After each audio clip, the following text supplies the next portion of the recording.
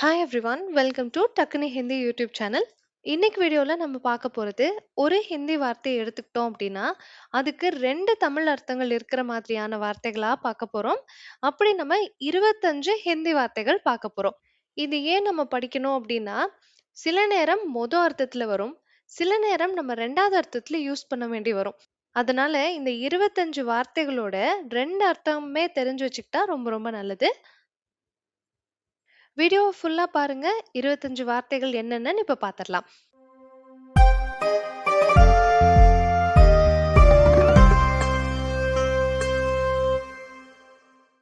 First word உங்க எல்லாருக்குமே நல்லா தெரிஞ்ச கல் அப்படிங்கிற வார்த்தை தான். கல்லுங்கிற வார்த்தைக்கு நேத்துன்னும் அர்த்தம் இருக்கு, நாளைன்னும் அர்த்தம் இருக்கு. ஸோ கல் அப்படிங்கிற வார்த்தையுடைய மொத அர்த்தம் நாளை, ரெண்டாவது அர்த்தம் நேத்து. அடுத்த வார்த்தை ஃபல். ஃபல்லுக்கு எல்லாருக்கும் தெரிஞ்ச ஒரு அர்த்தம் பழம், பழங்கள். பழம்னாலும் பழங்கள்னாலும் ஒருமையில பன்மையில சிங்குலர் ப்ளூரல் எப்படியா இருந்தாலும் ஃபல் தான் வார்த்தை. ஃபல்லுங்கிற வார்த்தைக்கு பழம்னு அர்த்தம் எல்லாருக்குமே தெரியும். இன்னொன்னு ரிசல்ட், ஒரு பலன் இருக்கும்னு சொல்லுவோம் இல்லையா? இந்த வேலையை செஞ்சேன்னா இதுக்கான பலன் கிடைக்கும் அப்படின்னு நம்ம சொல்லுவோம். ஸோ இந்த பலன் அப்படிங்கிறதுக்கும் ஃபல் தான் யூஸ் பண்ணுவாங்க. பழம், பலன் ரெண்டுமே ஃபல். அடுத்த வார்த்தை ஆம். ஆம்னா மாம்பழம் அப்படிங்கிறது சின்ன குழந்தைகளோட புக்ஸ்ல இருந்தே நமக்கு படிக்க சொல்லி கொடுத்துருந்துருப்பாங்க. ஆம் அப்படிங்கிறது மாம்பழம். இன்னொன்னு சாமானிய, சாதாரணமான அப்படிங்கிறதும் அர்த்தம். ஆம் அப்படிங்கிறது மாம்பழம், சாமானிய சாதாரணமானங்கிற அர்த்தமும் இருக்கு. அடுத்த வார்த்தை மண். மண்ணுனா மனம், மனசு அப்படிங்கிறது ஒரு அர்த்தம். ரெண்டாவது அர்த்தம் விருப்பம். ஒரு விஷயம் செய்யணும் போல இருக்கு, செய்யணும்னு மனசுக்கு தோணுது அப்படின்னு சொல்லுவோம் இல்லையா? அந்த மனசுக்கு தோன்ற அந்த செயலை, அந்த விருப்பத்தை கூட மண்ணுன்னு தான் சொல்லுவாங்க. ஸோ மன் மே கியா ஹை அப்படின்னு கேட்டாங்கன்னா மனசுல என்ன இருக்குன்னு அர்த்தம். இதுவே ஜானே கா மன் கர் ரஹா ஹை அப்படின்னா போகணும் போல இருக்குன்னு அர்த்தம். ஸோ ரெண்டுமே ஒரே வார்த்தை தான். ரெண்டுத்துக்கான அர்த்தமும் வேற. ஒரே வார்த்தைக்கான ரெண்டு அர்த்தம், வேற வேற அர்த்தங்கள் இருக்கு. அடுத்த வார்த்தை ஹால். ஹால்னா நிலைமை, இப்போதைய நிலைமை அப்படிங்கிறதுக்கு ஹால் சொல்லுவாங்க. இன்னொன்னு ரொம்ப சமீபத்துல அப்படின்னு சொல்றதுக்கும் ஹால் சொல்லுவாங்க. கியா ஹால் ஹே அப்படின்னு கேட்பாங்க. என்ன நிலைமை போயிட்டு இருக்கு, என்ன நடக்குது அப்படின்னு கேட்கறதுக்கு கியா ஹால் ஹேன்னு கேட்பாங்க. இன்னொன்னு ஹால் மே ஹுவா. ஹால் மேனா சமீபத்துல நடந்தது அப்படின்னு சொல்றதுக்கு ஹால் அப்படின்ற வார்த்தையை யூஸ் பண்ணுவாங்க. நெக்ஸ்ட் வேர்ட் தாலா. தாலானா பூட்டு. மேக்சிமம் இதுதான் அர்த்தம். தாலா அப்படின்னா பூட்டு. இன்னொன்னு நம்ம சொல்ற மாதிரி தாளம் இருக்கு இல்லையா? பாட்டு பாடுறதுல தாளம். அந்த தாளத்துக்கும் தாள்னோ இல்ல தாளானோ தான் சொல்லுவாங்க. பூட்டு ஒரு அர்த்தம், தாளம் இன்னொரு அர்த்தம். அடுத்த வார்த்தை டால். டாலோ, டால் அப்படிங்கிறதுக்கு ரெண்டு அர்த்தம் இருக்கு. டாலோடைய மொத அர்த்தம் கிளை. மரத்துக்கு பேடுன்னு சொல்லுவாங்க. பேடோடைய கிளைகள் இருக்கு இல்லையா? அதுக்கு டால்ன்னு சொல்லுவாங்க. இதுவே டால் அப்படிங்கிறது இன்னொரு செயலை குறிக்கும். அது என்ன செயல்னா போடுவது. உதர் டாலோ, பாஹர் டாலோ. டாலோ இதுல ஓ சேர்த்துப்பாங்க பெரும்பாலும். எதுக்காக அப்படின்னா வெளிய போடு, அங்க போடு அப்படின்னுலாம் சொல்றதுக்கு, போடுன்னு சொல்றதுக்கு டால் அப்படிங்கிறது தான் வார்த்தை. கிளை அப்படிங்கிற அர்த்தமும் இருக்கு, போடுங்கிற அர்த்தமும் இருக்கு இந்த டாலுங்கிற வார்த்தைக்கு. நெக்ஸ்ட் ஒன் பத்தா. பத்தான்னா அட்ரஸ். மொத அர்த்தம் அட்ரஸ், முகவரி. பத்தா அப்படிங்கிறது முகவரி முதல் அர்த்தம். ரெண்டாவது அர்த்தம் தெரியும். முझे पता है, मुझे नहीं पता இப்படின்லாம் சொல்லுவாங்க. எனக்கு தெரியும், எனக்கு தெரியாது. அதுக்கான வார்த்தையும் பத்தா தான். முகவரி மொத அர்த்தம், தெரியும் ரெண்டாவது அர்த்தம். வார்த்தை என்னது? பத்தா. பத்தா. நெக்ஸ்ட் வேர்ட் போகலாம். பத்தா. பத்தா. இதுவும் அந்த மாதிரியே இருக்கு. இதோடைய அர்த்தம், இதுக்கும் ரெண்டு அர்த்தம் இருக்கு. பத்தா அப்படிங்கிறது இலை. இலைய தான் மேக்ஸிமம் சொல்லுவாங்க. பத்தா அப்படின்னா இலை. ஸோ மரத்துக்கு பேடு, அதுல இருக்க கிளைக்கு டால், அதுல இருக்க இலைக்கு பத்தா. இப்படி எல்லாமே கனெக்டடா இருக்கு. அதே மாதிரி பழங்களுக்கு ஃபல், பழனுக்கும் ஃபல். எல்லாமே கனெக்ட் பண்ணி படிச்சீங்கன்னா ஈஸியா இருக்கும். இலைக்கு பத்தா படிச்சோமா? அதே மாதிரி துண்டு சீட்டு, கார்டு, பேப்பர், சின்ன சின்ன பேப்பர் இதையும் பத்தான்னு சொல்லுவாங்க. இலை ஒரு அர்த்தம் பத்தாக்கு. ரெண்டாவது அர்த்தம் சீட்டு அல்லது துண்டு துண்டு paper. Next word pool.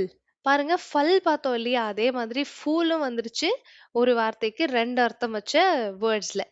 ஃபூல்க்கு maximum தெரிஞ்ச வார்த்தை அர்த்தம் என்ன அப்படின்னா, பூ, ஃப்ளவர். ஃப்ளவர வந்து ஃபூல்ன்னு சொல்லுவாங்க. இன்னொரு அர்த்தமும் இருக்கு. ஃபூல் அப்படிங்கிறது வீக்கத்தையும் குறிக்கும். குழந்தைங்கலாம் கீழ விழுந்துட்டா வீங்கிரும் இல்லையா? இந்த வீக்கம் வந்து ஃபூல் கயா அப்படின்னு சொல்லுவாங்க. ஃபூல் அப்படின்னா உப்பிடுச்சு, வீங்கிடுச்சு அப்படிங்கிறது அர்த்தம். வீக்கம், ஃபூல். பூக்கும் ஃபூல். அடுத்த வார்த்தை பர். பர்ன்றதுக்கு ஆன். இங்கிலீஷ்ல ஆன்னு சொல்லுவோம் இல்லையா? On the table. டேபிள் மேல, டேபிள் மீது அப்படின்னு சொல்றதுக்குலாம் நம்ம பர் யூஸ் பண்ணலாம். அதே மாதிரி ஆனா அப்படின்னு சொல்றதுக்கும் பர்ரை யூஸ் பண்ணுவாங்க சில நேரங்கள்ல. லேக்கின் அப்படிங்கிற வார்த்தை ஆனாலுக்கு பெரும்பாலும் யூஸ் பண்ணக்கூடிய ஒரு வார்த்தை. லேக்கின் சொன்னாலே போதுமானது. ஆனா யாராவது பர் சொல்றாங்கன்னா, அது ஆனால்ன்ற அர்த்தத்திலயும் வரும் அப்படின்னு உங்களுக்கு தெரிஞ்சுக்கணும். ஏன்னா சில நேரங்கள்ல அப்படி யூஸ் பண்றாங்க. ஸோ பர்ன்ற வார்த்தைக்கு மீது, மேல அப்படிங்கிற ஒரு அர்த்தமும், இன்னொன்னு ஆனால் அப்படிங்கிற ஒரு அர்த்தமும் இருக்கு. ஆக மொத்தம் 2 அர்த்தம் பர்ருங்கிற வார்த்தைக்கு. Next word Saja. சஜாக்கு 2 அர்த்தம். அர்த்தம் தண்டனை, பனிஷ்மென்ட். சஜா, பனிஷ்மென்ட், தண்டனை. 2வது அலங்காரம் பண்றது, அலங்கரிக்கப்பட்ட. இதுவும் சஜா. தண்டனை, அலங்காரம். அடுத்த வார்த்தை தியான். தியான்னா கவனம் ஒண்ணு. தியான் தே தோ, தியான் தீஜியே அப்படின்லாம் நீங்க ரயில்வே ஸ்டேஷன்ல கேட்டிருப்பீங்க. கிருப்பயா தியான் தீஜியே அப்படின்னு. தியான் தீஜியேனா கவனத்தை செலுத்துங்கள், கவனம் கொடுங்கன்னு அர்த்தம். ஸோ தியானுடைய அர்த்தம் கவனம், கவனம். இதுவே தியானுடைய 2வது அர்த்தம் தியானம். நம்ம சொல்ற மாதிரியே தான். தியானம் பண்ணுங்க, தியான், தியான். அது தியானம் அப்படிங்கிறதுக்கும் வரும்.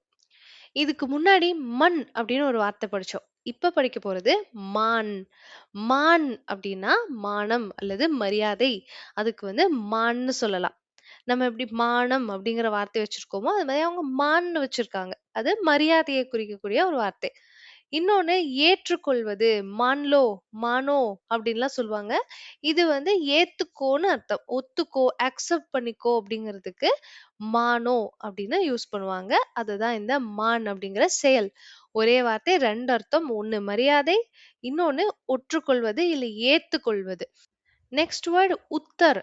உத்தர் அப்படிங்கிறதுக்கு அர்த்தம் பதில். உத்தர் தோ அப்படின்னா பதில் கொடுன்னு அர்த்தம். பதில் உத்தர். வடக்கு. உத்தர் பிரதேஷ் அப்படிங்கிறது எங்க இருக்கு? இந்தியால நார்த்ல இருக்கு. சோ உத்தர் பிரதேஷ், உத்தர் அப்படின்னா வடக்கு திசையை குறிக்கும். நார்த்ன்றத குறிக்கும். உத்தருக்கு அர்த்தம் பதில், இன்னொன்னு வடக்கு. அடுத்த வார்த்தை தேஸ். தேஸுக்கு வேகமாக, வேகம் அப்படிங்கிற அர்த்தமும் இருக்கு. புத்திசாலித்தனமான, புத்திசாலித்தனம் அப்படிங்கிற அர்த்தமும் இருக்கு. தேஸுங்கிற வார்த்தை அர்த்தம் வேகம், 2வது அர்த்தம் புத்திசாலித்தனம். அடுத்த வேர்ட் சல். சல் அப்படிங்கிறது அர்த்தம் போவது. இன்னொரு அர்த்தமும் ஆக்சுவலி இதுக்கு 3 அர்த்தம் சொல்லலாம். அர்த்தம் போறது, 2வது அர்த்தம் நடப்பது, 3வது அர்த்தம் வேலை செய்வது. அதாவது நாம வேலை செய்யறது இல்ல. ஒரு பொருள் ஒர்க் ஆகுதுன்னு சொல்லுவோம் இல்லையா? இப்ப டிவி ஒர்க் ஆகுது. டிவி நம்ம ஊர்ல ஓடுதுன்னு சொல்லுவோம். டிவி ஓடுது, ஃப்ரிட்ஜ் ஓடுது, ஓட மாட்டேங்குது, வேலை செய்ய மாட்டேங்குது அப்படின்னு சொல்லுவோம். இதுக்கெல்லாம் சல்லுங்கிற வார்த்தைய வச்சு தான் இவங்க யூஸ் பண்ணுவாங்க. ஸோ சல் அப்படிங்கிறது போவது, நடப்பது, ஒர்க் பண்ணுது. ஃப்ரிட்ஜ் காம் கர் ரஹா ஹை, ஃப்ரிட்ஜ் சல் ரஹா ஹை அப்படின்னு சொல்லுவாங்க. சல் ரஹா ஹைனா அதாவது வேலை செய்யுதுன்னு அர்த்தம். ஃப்ரிட்ஜ் வேலை செய்யுது அப்படிங்கிறது அர்த்தம். நெக்ஸ்ட் ஒன் காலி. காலிங்கிறதுக்கு 2 அர்த்தம் இருக்கு. ஒண்ணு எம்ப்டியா இருக்கிறது. காலியா இருக்கு. இந்த வீடு காலியா இருக்கு. இந்த பேக் காலியா இருக்கு. காலியா இருக்குன்னு சொல்லணும்னா, அது அர்த்தம் ஒண்ணுமே இல்ல. அங்க எதுவுமே இல்ல. பொருட்களே இல்ல. அது ஃபுல்லா எம்ப்டியா இருக்குன்றது அர்த்தம். இன்னொன்னு நாமளே வேலை இல்லாம ஆ ஓய்வுல இருக்கோம் அப்படின்னா, அதுவும் காலி அப்படின்னு சொல்லலாம். இங்கிலீஷ்ல சொன்னா இது நல்லா புரியும். ஃப்ரீயா இருக்கிறது.